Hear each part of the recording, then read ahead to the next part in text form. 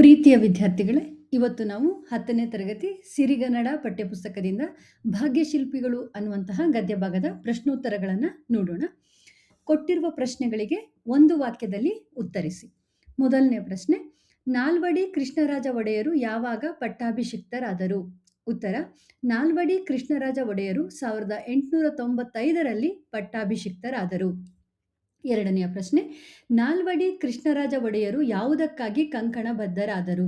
ಉತ್ತರ: ನಾಲ್ವಡಿ ಕೃಷ್ಣರಾಜ ಒಡೆಯರು ಮೈಸೂರು ರಾಜ್ಯದ ಸರ್ವತೋಮುಖ ಅಭಿವೃದ್ಧಿಗಾಗಿ ಕಂಕಣಬದ್ಧರಾದರು. ಮೂರನೇ ಪ್ರಶ್ನೆ, ಏಷ್ಯಾ ಖಂಡದಲ್ಲಿಯೇ ಮೊದಲು ಪ್ರಾರಂಭಿಸಿದ ಜಲವಿದ್ಯುತ್ ಯೋಜನೆ ಯಾವುದು? ಉತ್ತರ: ಶಿವನ ಸಮುದ್ರದ ಕಾವೇರಿ ಜಲವಿದ್ಯುತ್ ಯೋಜನೆ ಏಷ್ಯಾ ಖಂಡದಲ್ಲೇ ಮೊದಲು ಪ್ರಾರಂಭಿಸಿದ ಜಲವಿದ್ಯುತ್ ಯೋಜನೆಯಾಗಿದೆ. ನಾಲ್ಕನೆಯ ಪ್ರಶ್ನೆ, ಬ್ರಿಟಿಷ್ ಸರ್ಕಾರ ವಿಶ್ವೇಶ್ವರಯ್ಯ ಅವರಿಗೆ ಯಾವ ಪದವಿಯನ್ನು ನೀಡಿ ಗೌರವಿಸಿತು? ಉತ್ತರ: ಬ್ರಿಟಿಷ್ ಸರ್ಕಾರ ವಿಶ್ವೇಶ್ವರಯ್ಯ ಅವರಿಗೆ ಸರ್ ಪದವಿಯನ್ನು ನೀಡಿ ಗೌರವಿಸಿತು. ಐದನೆಯ ಪ್ರಶ್ನೆ, ವಿಶ್ವೇಶ್ವರಯ್ಯ ಅವರನ್ನು ದಿವಾನರನ್ನಾಗಿ ನೇಮಿಸಿದವರು ಯಾರು? ಉತ್ತರ: ನಾಲ್ವಡಿ ಕೃಷ್ಣರಾಜ ಒಡೆಯರು ವಿಶ್ವೇಶ್ವರಯ್ಯ ಅವರನ್ನು ದಿವಾನರನ್ನಾಗಿ ನೇಮಿಸಿದರು. ಆರನೇ ಪ್ರಶ್ನೆ, ವಿಶ್ವೇಶ್ವರಯ್ಯ ಅವರ ಹುಟ್ಟುಹಬ್ಬದ ನೆನಪಿಗಾಗಿ ಯಾವ ದಿನಾಚರಣೆಯನ್ನು ಮಾಡಲಾಗುತ್ತಿದೆ? ಉತ್ತರ: ವಿಶ್ವೇಶ್ವರಯ್ಯ ಅವರ ಹುಟ್ಟುಹಬ್ಬದ ನೆನಪಿಗಾಗಿ ಇಂಜಿನಿಯರ್ ದಿನಾಚರಣೆಯನ್ನು ಮಾಡಲಾಗುತ್ತಿದೆ. ಈಗ ಕೊಟ್ಟಿರುವ ಪ್ರಶ್ನೆಗಳಿಗೆ 2-3 ವಾಕ್ಯದಲ್ಲಿ ಉತ್ತರಿಸಿ. ಮೊದಲನೆಯ ಪ್ರಶ್ನೆ, ನಾಲ್ವಡಿ ಕೃಷ್ಣರಾಜ ಒಡೆಯರ ಕಾಲದಲ್ಲಿ ಯಾವ ಕ್ಷೇತ್ರಗಳು ಸ್ವಯಂ ಆಡಳಿತ ಕ್ಷೇತ್ರಗಳಾದವು? ಉತ್ತರ: ನಾಲ್ವಡಿ ಕೃಷ್ಣರಾಜ ಒಡೆಯರು ಆಡಳಿತ ವಿಕೇಂದ್ರೀಕರಣಕ್ಕೆ ಅನುವು ಮಾಡಿಕೊಟ್ಟರು. ಇದರ ಫಲವಾಗಿ ನಗರ ಪಾಲಿಕೆಗಳು ಹಾಗೂ ಗ್ರಾಮ ಪಂಚಾಯಿತಿಗಳು ಕಾರ್ಯನಿರ್ವಹಿಸಲು ಆರಂಭ ಮಾಡಿದವು. ಇವರ ಕಾಲದಲ್ಲಿ ಗ್ರಾಮ ನೈರ್ಮಲೀಕರಣ, ವೈದ್ಯಕೀಯ ಸಹಾಯ, ವಿದ್ಯಾ ಪ್ರಚಾರ, ನೀರಿನ ಸೌಕರ್ಯ, ಪ್ರಯಾಣ ಸೌಲಭ್ಯ ಮುಂತಾದ ಕ್ಷೇತ್ರಗಳು ಸ್ವಯಂ ಆಡಳಿತ ಕ್ಷೇತ್ರಗಳಾದವು. ಎರಡನೆಯ ಪ್ರಶ್ನೆ, ನಾಲ್ವಡಿ ಕೃಷ್ಣರಾಜ ಒಡೆಯರ ಕಾಲದಲ್ಲಿ ಯಾವ ನೀರಾವರಿ ಯೋಜನೆಗಳು ಕಾರ್ಯರೂಪಕ್ಕೆ ಬಂದವು? ಉತ್ತರ: ನಾಲ್ವಡಿ ಕೃಷ್ಣರಾಜ ಒಡೆಯರ ಕಾಲದಲ್ಲಿ 1900ರಲ್ಲಿ ಶಿವನ ಸಮುದ್ರದ ಬಳಿ ಕಾವೇರಿ ನದಿಗೆ ಜಲವಿದ್ಯುತ್ ಉತ್ಪಾದನಾ ಕೇಂದ್ರ ಪ್ರಾರಂಭವಾಯಿತು. ಇದು ಏಷ್ಯಾ ಖಂಡದಲ್ಲೇ ಮೊದಲ ಜಲವಿದ್ಯುತ್ ಯೋಜನೆ. 1907ರಲ್ಲಿ ವಾಣಿ ವಿಲಾಸ ಸಾಗರ ಅಥವಾ ಮಾರಿ ಕಣಿವೆ ಕಟ್ಟಲ್ಪಟ್ಟಿತು. 1911ರಲ್ಲಿ ಕೃಷ್ಣರಾಜ ಸಾಗರ ಅಣೆಕಟ್ಟನ್ನು ನಿರ್ಮಿಸಲಾಯಿತು. ಮೂರನೇ ಪ್ರಶ್ನೆ, ಶಿಕ್ಷಣದ ಬಗ್ಗೆ ವಿಶ್ವೇಶ್ವರಯ್ಯ ಅವರು ಏನೆಂದು ಹೇಳಿದ್ದಾರೆ? ಉತ್ತರ: ವಿಶ್ವೇಶ್ವರಯ್ಯ ಅವರು ಆಧುನಿಕ ಶಿಕ್ಷಣವೇ ಎಲ್ಲ ಸಮಸ್ಯೆಗಳಿಗೂ ಪರಮೋಚ್ಚ ಪರಿಹಾರವೆಂದು ನಂಬಿದ್ದರು. ಶಿಕ್ಷಣವು ಸಂಜೀವಿನಿ ಎಂಬುದನ್ನರಿತಿದ್ದ ಅವರು ಶಿಕ್ಷಣದ ವಿವಿಧ ಯೋಜನೆಗಳನ್ನು ರೂಪಿಸಿದರು. ಶಿಕ್ಷಣಕ್ಕಾಗಿ ಶಿಕ್ಷಣವಿರಬೇಕು, ಅದು ಕೆಲವೇ ಜನರ ಸೊತ್ತಾಗದೆ ಪ್ರಗತಿಪರ ರಾಜ್ಯದಲ್ಲಿ ಎಲ್ಲರ ಆಜನ್ಮ ಸಿದ್ಧ ಹಕ್ಕಾಗಬೇಕು ಎಂದು ಅವರು ಹೇಳಿದ್ದಾರೆ. ನಾಲ್ಕನೆಯ ಪ್ರಶ್ನೆ, ನೆಹರು ಅವರು ಸರ್ ಎಂ ವಿಶ್ವೇಶ್ವರಯ್ಯ ಅವರ ಬಗ್ಗೆ ಏನೆಂದು ಹೇಳಿದ್ದಾರೆ? ಉತ್ತರ: ದುರದೃಷ್ಟವಶಾತ್ ಭಾರತೀಯರಾದ ನಾವು ಹೆಚ್ಚು ಮಾತನಾಡುವವರು ಮತ್ತು ನುಡಿದಂತೆ ನಡೆಯಲಾರದವರೆಂಬ ದೂಷಣೆಗೆ ಒಳಗಾಗಿದ್ದೇವೆ. ತಾವು ಈ ಮಾತಿಗೆ ಬಹುದೊಡ್ಡ ರೀತಿಯಲ್ಲಿ ಹೊರತಾಗಿದ್ದೀರಿ. ತಾವು ಕಡಿಮೆ ಮಾತನಾಡಿದ್ದೀರಿ, ಹೆಚ್ಚು ಕೆಲಸ ಮಾಡಿದ್ದೀರಿ. ಅದನ್ನು ನಾವು ತಮ್ಮಿಂದ ಕಲಿಯೋಣ ಎಂದು ಪಂಡಿತ್ ಜವಾಹರಲಾಲ್ ನೆಹರು ಅವರು ಬೆಂಗಳೂರಿನಲ್ಲಿ ನಡೆದ ವಿಶ್ವೇಶ್ವರಯ್ಯ ಅವರ ಜನ್ಮ ಶತಮಾನೋತ್ಸವ ಸಮಾರಂಭದಲ್ಲಿ ವಿಶ್ವೇಶ್ವರಯ್ಯ ಅವರನ್ನು ಕುರಿತು ಹೇಳಿದರು. ಐದನೇ ಪ್ರಶ್ನೆ, ಹಣಕಾಸು ನೀತಿಯಲ್ಲಿ ವಿಶ್ವೇಶ್ವರಯ್ಯ ಅವರು ಮಾಡಿದ ಮಾರ್ಪಾಡುಗಳಾವುವು? ಉತ್ತರ: ಮೈಸೂರು ರಾಜ್ಯದ ಆರ್ಥಿಕ ಚಟುವಟಿಕೆಗಳಿಗೆ ಭದ್ರ ಬುನಾದಿ ಹಾಕುವ ಉದ್ದೇಶದಿಂದ ವಿಶ್ವೇಶ್ವರಯ್ಯನವರು ಹಣಕಾಸು ನೀತಿಯಲ್ಲಿ ಅನೇಕ ಮಾರ್ಪಾಡುಗಳನ್ನು ಮಾಡಿದರು. ಇದಕ್ಕಾಗಿ 1913ರಲ್ಲಿ ಮೈಸೂರು ಬ್ಯಾಂಕನ್ನು ಸ್ಥಾಪಿಸಿದರು. ಕೈಗಾರಿಕೆಗಳ ಅಭಿವೃದ್ಧಿಗೆ ಫೀಡರ್ ಬ್ಯಾಂಕ್ ಹಾಗೂ ಕೈಗಾರಿಕಾ ಹೂಡಿಕೆ ಮತ್ತು ಅಭಿವೃದ್ಧಿ ನಿಧಿಗಳು ರಚಿತಗೊಂಡವು. ಸಾರ್ವಜನಿಕ ಜೀವ ವಿಮಾ ಯೋಜನೆ ಜಾರಿಗೆ ತಂದರು. ರೈತರಿಗೆ ಹಾಗೂ ಕರಕುಶಲ ಕೆಲಸಗಾರರಿಗೆ ಸಾಲದ ಸೌಲಭ್ಯ ನೀಡಲು ಸಹಕಾರಿ ಕ್ಷೇತ್ರವನ್ನು ಬಲವರ್ಧನೆಗೊಳಿಸಿದರು. ಪ್ರಾಂತೀಯ ಸಹಕಾರಿ ಬ್ಯಾಂಕ್ಗಳನ್ನು ಸ್ಥಾಪಿಸಿದರು. ಈಗ ಕೊಟ್ಟಿರುವ ಪ್ರಶ್ನೆಗಳಿಗೆ 8-10 ವಾಕ್ಯಗಳಲ್ಲಿ ಉತ್ತರಿಸಿ. ಮೊದಲನೆಯ ಪ್ರಶ್ನೆ, ನಾಲ್ವಡಿ ಕೃಷ್ಣರಾಜ ಒಡೆಯರ ಕಾಲದಲ್ಲಿ ಮೈಸೂರು ಮಾದರಿ ಮೈಸೂರು ರಾಜ್ಯ ಹೇಗಾಯಿತು? ಉತ್ತರ: ನಾಲ್ವಡಿ ಕೃಷ್ಣರಾಜ ಒಡೆಯರು ಮೈಸೂರು ರಾಜ್ಯದ ಸರ್ವತೋಮುಖ ಅಭಿವೃದ್ಧಿಗೆ ಕಂಕಣಬದ್ಧರಾಗಿದ್ದರು. ಅವರು ಆಡಳಿತದಲ್ಲಿ ಅನೇಕ ಸುಧಾರಣೆಗಳನ್ನು ತಂದರು. ಇವರು ಪ್ರಜಾಪ್ರತಿನಿಧಿ ಸಭೆಯನ್ನು ಶಾಸನಬದ್ಧ ಸಂಸ್ಥೆಯನ್ನಾಗಿ ಮಾರ್ಪಡಿಸಿದರು. ಇದು ಸಂಸದೀಯ ಮಾದರಿಯಲ್ಲಿ ಕಾರ್ಯನಿರ್ವಹಿಸುತ್ತಿತ್ತು. ನಗರ ಪಾಲಿಕೆಗಳು ಹಾಗೂ ಗ್ರಾಮ ಪಂಚಾಯಿತಿಗಳ ಮೂಲಕ ಆಡಳಿತ ವಿಕೇಂದ್ರೀಕರಣಕ್ಕೆ ಅನುವು ಮಾಡಿಕೊಟ್ಟರು. ಸಾಹಿತ್ಯ, ಸಂಗೀತ, ವಾಸ್ತುಶಿಲ್ಪಗಳ ಅಭಿವೃದ್ಧಿಗೆ ಒತ್ತು ನೀಡಿದರು. ಬೆಂಗಳೂರಿನಲ್ಲಿ ಕನ್ನಡ ಸಾಹಿತ್ಯ ಪರಿಷತ್ತನ್ನು ಪ್ರಾರಂಭಿಸಿದರು. ಅವರ ಕಾಲದಲ್ಲಿ ಶಿವನಸಮುದ್ರದ ಕಾವೇರಿ ಜಲವಿದ್ಯುತ್ ಯೋಜನೆ, ವಾಣಿವಿಲಾಸ ಸಾಗರ ಹಾಗೂ ಕೃಷ್ಣರಾಜ ಸಾಗರ ನೀರಾವರಿ ಯೋಜನೆಗಳು ಪ್ರಾರಂಭಗೊಂಡವು. ಉಚಿತ ಹಾಗೂ ಕಡ್ಡಾಯ ಶಿಕ್ಷಣವನ್ನು ಜಾರಿಗೊಳಿಸಲಾಯಿತು. ನಾಡಿನಲ್ಲೇ ಮೊಟ್ಟಮೊದಲ ವಿಶ್ವವಿದ್ಯಾನಿಲಯವಾದ ಮೈಸೂರು ವಿಶ್ವವಿದ್ಯಾನಿಲಯವನ್ನು ಸ್ಥಾಪಿಸಿದ ಕೀರ್ತಿ ನಾಲ್ವಡಿ ಕೃಷ್ಣರಾಜ ಒಡೆಯರಿಗೆ ಸಲ್ಲುತ್ತದೆ. ಮೈಸೂರು ಬ್ಯಾಂಕಿನ ಸ್ಥಾಪನೆ ಆರ್ಥಿಕ ಅಭಿವೃದ್ಧಿಯ ಸಂಕೇತವಾಗಿದೆ. ಒಡೆಯರು ದೇವದಾಸಿ ಪದ್ಧತಿ, ಬಸವಿ ಪದ್ಧತಿ, ಗೆಜ್ಜೆ ಪೂಜೆ ಹಾಗೂ ವೇಶ್ಯಾವೃತ್ತಿ ತಡೆಗಟ್ಟುವ ಕಾನೂನುಗಳನ್ನು ತಂದರು. ವಿಧವಾ ಮರುವಿವಾಹ ಕಾಯ್ದೆ, ಸ್ತ್ರೀಯರಿಗೆ ಕಡ್ಡಾಯ ಶಿಕ್ಷಣ ಜಾರಿ, ಮೊಟ್ಟಮೊದಲ ಬಾರಿಗೆ ಸ್ತ್ರೀಯರಿಗೆ ಮತದಾನದ ಹಕ್ಕು ಇವೆಲ್ಲವೂ ಅವರ ಮಹಿಳಾ ಪರ ಅಭಿವೃದ್ಧಿ ಕಾರ್ಯಗಳು.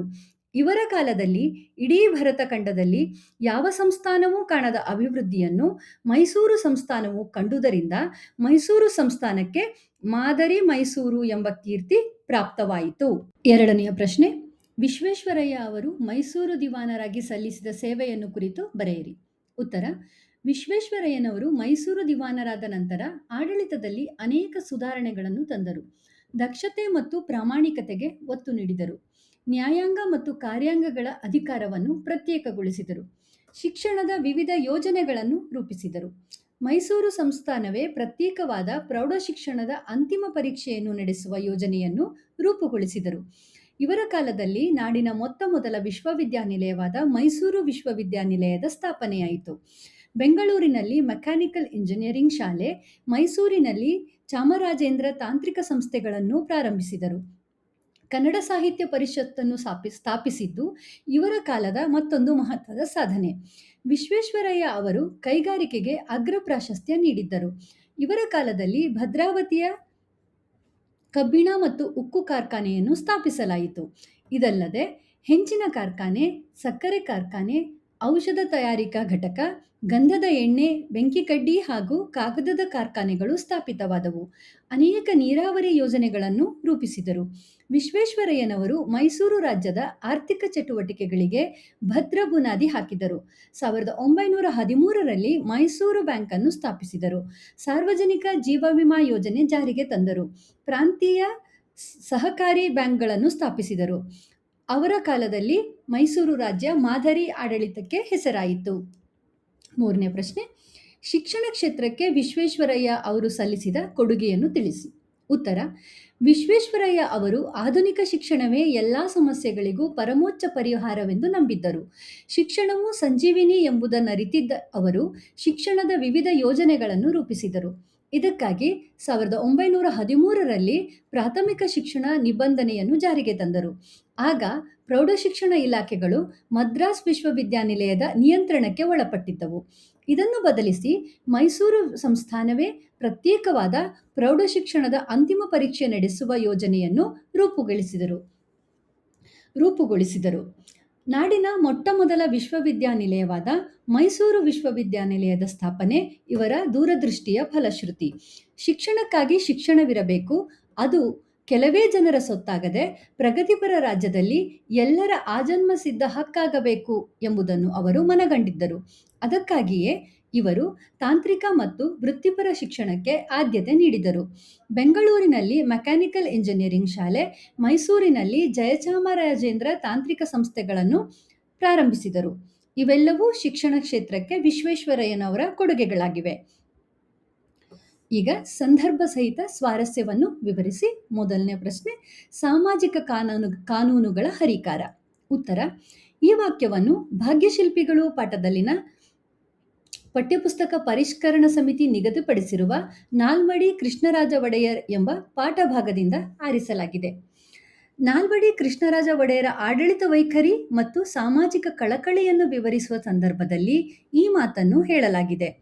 ನಾಲ್ವಡಿ ಕೃಷ್ಣರಾಜ ಒಡೆಯರು ನಗರ ಪಾಲಿಕೆಗಳು ಮತ್ತು ಗ್ರಾಮ ಪಂಚಾಯಿತಿಗಳ ಮೂಲಕ ಆಡಳಿತ ವಿಕೇಂದ್ರೀಕರಣಕ್ಕೆ ಅನುವು ಮಾಡಿಕೊಟ್ಟರು. ದೇವದಾಸಿ ಪದ್ಧತಿ, ಬಸವಿ ಪದ್ಧತಿ, ಗೆಜ್ಜೆ ಪೂಜೆ ಹಾಗೂ ವೇಶ್ಯಾವೃತ್ತಿ ತಡೆಗಟ್ಟುವ ಕಾನೂನುಗಳನ್ನು ತಂದರು. ವಿಧವಾ ಮರುವಿವಾಹ ಕಾಯ್ದೆ, ಸ್ತ್ರೀಯರಿಗೆ ಕಡ್ಡಾಯ ಶಿಕ್ಷಣ ಜಾರಿ, ಮೊಟ್ಟಮೊದಲ ಬಾರಿಗೆ ಸ್ತ್ರೀಯರಿಗೆ ಮತದಾನದ ಹಕ್ಕುಗಳನ್ನು ನೀಡುವ ಕಾನೂನುಗಳನ್ನು ಜಾರಿಗೆ ತಂದರು. ಮಾದರಿ ಆಡಳಿತದ ಮೂಲಕ ಸಾಮಾಜಿಕ ಕಾನೂನುಗಳ ಹರಿಕಾರ ಎಂದು ಹೆಸರಾದರು. ಸ್ವಾರಸ್ಯ: ಸಾಮಾಜಿಕ ಕಳಕಳಿಯಿಂದಾಗಿ ಅನೇಕ ಸಮಾಜಪರ, ಮಹಿಳಾಪರ ಕಾನೂನುಗಳನ್ನು ಜಾರಿಗೆ ತಂದ ಸಾಮಾಜಿಕ ಕಾನೂನುಗಳ ಹರಿಕಾರ ನಾಲ್ವಡಿ ಕೃಷ್ಣರಾಜ ಒಡೆಯರ ಸಾಧನೆಯನ್ನು ಈ ವಾಕ್ಯವು ಸ್ವಾರಸ್ಯಪೂರ್ಣವಾಗಿ ವಿವರಿಸುತ್ತದೆ. ಎರಡನೇ ಪ್ರಶ್ನೆ: ಅವರ ಸಾಧನೆಯ ಕಿರೀಟಕ್ಕೆ ಮತ್ತೊಂದು ಗರಿ ಸೇರಿಸಿತು. ಈ ವಾಕ್ಯವನ್ನು ಭಾಗ್ಯಶಿಲ್ಪಿಗಳು ಪಾಠದಲ್ಲಿನ ಶ್ರೀ ಡಿ.ಎಸ್. ಜಯಪ್ಪಗೌಡ ರಚಿಸಿರುವ ದಿವಾನ್ ಸರ್ ಎಂ ವಿಶ್ವೇಶ್ವರಯ್ಯನವರ ಕಾರ್ಯಸಾಧನೆಗಳು ಎಂಬ ಕೃತಿಯಿಂದ ಆಯ್ದ ಸರ್ ಎಂ ವಿಶ್ವೇಶ್ವರಯ್ಯ ಎಂಬ ಪಾಠಭಾಗದಿಂದ ಆರಿಸಲಾಗಿದೆ. ಇಂಜಿನಿಯರ್ ಆಗಿ ವಿಶ್ವೇಶ್ವರಯ್ಯನವರು ಮಾಡಿದ ಸಾಧನೆಗಳನ್ನು ವಿವರಿಸುವ ಸಂದರ್ಭದಲ್ಲಿ ಈ ಮಾತನ್ನು ಹೇಳಲಾಗಿದೆ.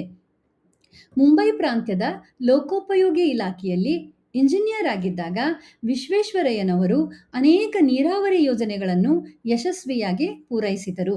ಪೂನಾದ ಮುಥಾ ಕಾಲುವೆಗೆ ನೀರಿನ ನೆಲೆಯಾಗಿದ್ದ ಪೀಪ್ ಜಲಾಶಯಕ್ಕೆ ಸ್ವಯಂಚಾಲಿತ ಬಾಗಿಲುಗಳನ್ನು ಅಳವಡಿಸಿದರು.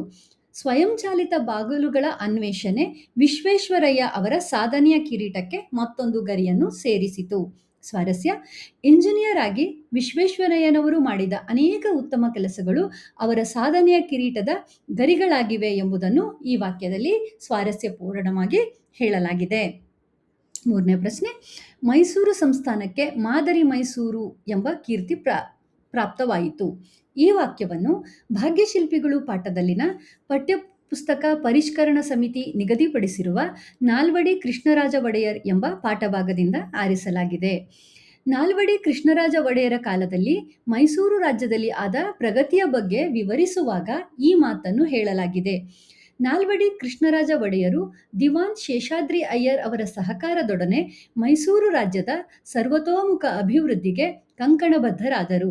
ಇವರ ಕಾಲದಲ್ಲಿ ಇಡೀ ಭಾರತ ಖಂಡದಲ್ಲಿ ಯಾವ ಸಂಸ್ಥಾನವೂ ಕಾಣದ ಅಭಿವೃದ್ಧಿಯನ್ನು ಮೈಸೂರು ಸಂಸ್ಥಾನವು ಕಂಡುದರಿಂದ ಮೈಸೂರು ಸಂಸ್ಥಾನಕ್ಕೆ ಮಾದರಿ ಮೈಸೂರು ಎಂಬ ಕೀರ್ತಿ ಪ್ರಾಪ್ತವಾಯಿತು.